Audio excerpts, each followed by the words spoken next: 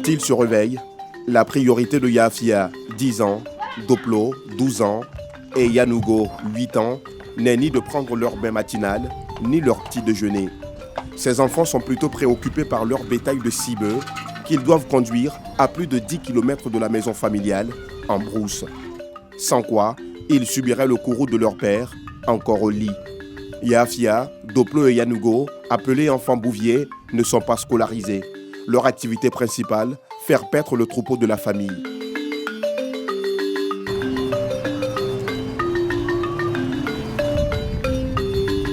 Les voilà partis pour une journée au fin fond de la brousse. Aucun adulte pour les accompagner. Le trajet est bien loin, mais nos petits bouviers ne craignent absolument rien. Ils partent à leur rythme, le cheptel de la famille devant eux. Sur le chemin menant au champ de la famille, les enfants sont rattrapés par leurs envies de bambins.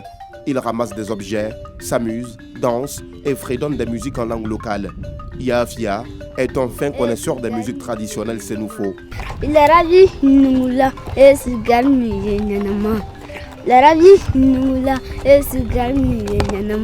Après 5 km de marche, les 6 animaux ressentent de la fatigue et veulent boire.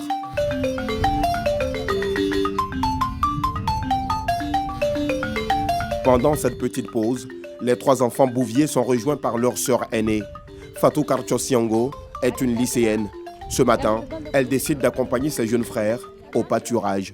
Chez nous, c'est quand tu n'as pas les bœufs, c'est pas aussi facile de cultiver. Si tu veux emprunter pour quelqu'un, la personne doit finir d'abord pour lui avant de venir toi t'aider. Donc quand tu as des bœufs, tu fais tes travaux quand tu veux et comme tu veux. Nadine!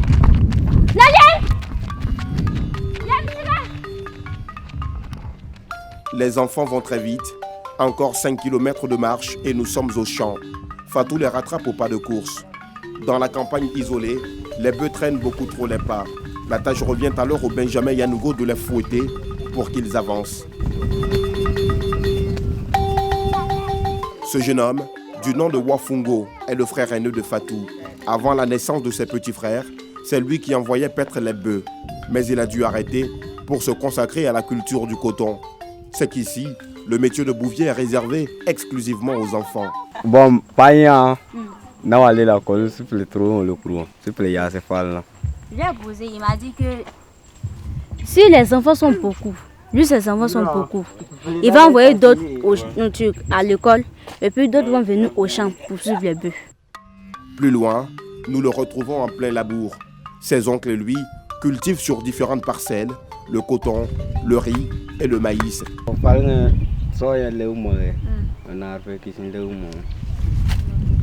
dit que non, que le métier qu'il faisait avant et puis ne lui rapportait pas aussi que ça. Que ce métier maintenant lui rapporte un peu beaucoup. Nos 3 enfants bouviers viennent enfin d'arriver au champ. Malheureusement, nous ne sommes pas en période de culture pour les voir à l'œuvre. C'est donc de tout repos ce matin. Et pendant que les bœufs paissent, Doplo et ses frères s'adonnent à diverses distractions. Il reproduit un bœuf en plein labour, tiré par la charrue. Yanougo, le Benjamin de la fratrie, lui, est perché sur cet arbre. De même pour Yafia, qui en profite pour fredonner des chants.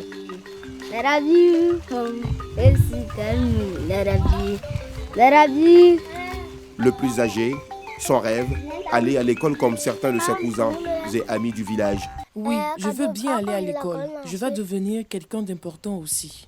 Une situation qui afflige Fatou. L'adolescente craint qu'un jour, le pire n'arrive à ses frères dans cette brousse. Un jour, ils sont venus, puis un scorpion est venu les tuer le mort. Il a eu la chance que le tonton qu'on a dépassé là-bas, lui, il était là. Ça a été sa chance. Souvent, quand il vient comme ça, le bonheur, quand je me réveille, j'ai pitié, mais on ne peut rien faire. Chacun a son boulot. Ça me fait de la peine que mes petits frères font ce boulot, mais comme c'est le choix des parents, on ne peut rien faire. Souvent, ces enfants bouviers quittent la maison sans prendre le petit déjeuner. Impossible d'en avoir à midi en pleine brousse. Ils sont obligés d'attendre leur retour à la maison à la tombée de la nuit. Quand on prépare, on vient les appeler pour aller manger. Dans le cas contraire, quand on n'est pas là, quand ils prennent déjà leur déjeuner, c'est fini. C'est le soir, ils vont partir manger. En tout cas, je ne sais pas comment ils s'arrangent. C'est que si, à mon avis, je dis que non, ils ne mangent pas. Quand ils vont donner les bœufs à boire, ils boivent là-bas et puis c'est fini. Fatou n'a qu'une mission à présent, Elle promet dire à son père de scolariser ses frères. Mieux, elle souhaite que tous les parents d'enfants bouviers scolarisent les leurs. J'aimerais dire à tous les parents des enfants bouviers de Kolia de faire partir les enfants à l'école parce que l'école de nos jours est importante pour nous. L'école, ce n'est pas forcément reçu demain. Tout le monde ne peut pas reçu à l'école. Mais au moins, il faut savoir lire ou soit écrire ton nom. Il faut savoir t'exprimer au moins en français. Ça, c'est déjà bon. À quelques mètres du champ des Siongo, ces autres enfants bouviers sont en plein labour. Le plus petit est à la tâche, le corps recouvert d'une épaisse couche de boue. Dans toute la région de la Bagoué et singulièrement ici dans la ville de Kolia, le travail de ces enfants a fini par s'imposer dans beaucoup d'esprits comme une coutume. Certains parents refusent même de scolariser leurs enfants. Le rêve de ces tout-petits reste tout de même de retrouver un jour le chemin de l'école comme tous leurs camarades. Au crépuscule, l'on assiste à un défilé de troupeaux accompagnés d'enfants dans la commune. Ils sortent de partout, les vêtements transformés en de véritables haillons. C'est l'heure de regagner leur domicile, prendre leur bain et bien évidemment le dîner. Parmi eux, les frères Siongo, abandonnés plus tôt par Fatou. Leur sœur aînée a dû regagner le domicile pour les tâches ménagères. Et quand ils arrivent à la maison, ils attachent soigneusement le troupeau. Un acte qui permet d'éviter la fuite des bœufs. En l'absence de leur père, c'est la grand-mère des enfants qui s'ouvre à nous. Elle nous explique les raisons profondes de ce travail qu'accomplissent ces petits-enfants. Et c'est encore Fatou qui nous aide pour la traduction. Elle dit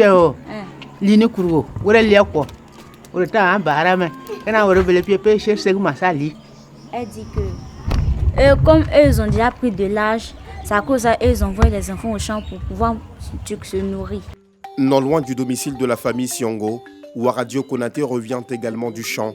Contrairement aux autres enfants, Waradio est élève et passe en classe de 5e. Pour lui, le travail de bouvier est d'abord un métier socialisant qui rapporte énormément. C'est grâce à les bœufs on paie notre fourtis. C'est les bœufs qui cultivent arachide. Et puis on paie notre fourtis. À l'aurore, la vie reprendra son cours à Kolia, cette petite localité de la Bagoué. Les enfants bouviers vont parcourir encore plusieurs kilomètres pour labourer les champs de leurs parents, espoir ultime de la subsistance de toute la famille. Pourtant, en Côte d'Ivoire, la loi numéro 2010-272 du 30 septembre 2010 interdit formellement la traite et les pires formes de travail des enfants. Une loi dont les modalités d'application ont même été précisées dans le décret numéro 2014-290 du 21 mai 2014. À cela s'ajoutent les nombreuses actions de sensibilisation et de répression du Comité national de surveillance des actions de lutte contre la traite, l'exploitation et le travail des enfants, présidé par la Première Dame, Dominique Ouattara.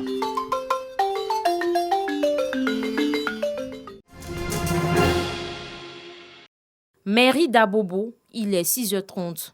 Yaya Dao, sous-directeur des statistiques et contrôles, arrive à son bureau.